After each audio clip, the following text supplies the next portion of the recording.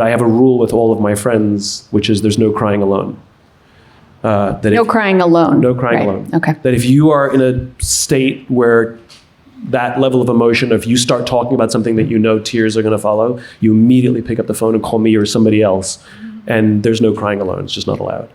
And the willingness to allow someone to sit in mud with you is what it is to be human. I think it is the greatest honor. And I've been thinking about this a lot lately, which is, when our friends are struggling, our instinct is to rescue them, to pull them out of the mud, to fix. And if you're the one sitting in the mud when somebody attempts to fix, even if it's well-intentioned, it is a horrible feeling. Just don't do that. You're making it worse. And what true friendship is not the desire to fix or pull the friend out of the mud who you really want to see out of the mud, but it's your willingness to sit in the mud with them, to get in the mud and turn to them and say, this sucks. And it's not fun being in the mud with them. You don't want to get in the mud with them, but you choose to get in the mud with them until they're ready to say, can we get out now? But you sit there with them. And that's a friend of mine who is one of those folks.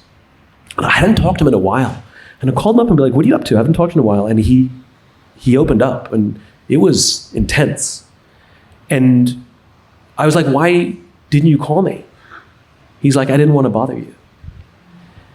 And the way we ended the phone call is I didn't say, I'm always here, I'll be here.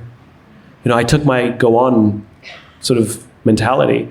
And the way we ended the phone call is like, listen, and he's depressed and he's in a bad place. The way we ended the phone call is I said, listen, don't be an asshole and deny me the honor of being there for you. Like, you have no right to deny me. Very teary day today.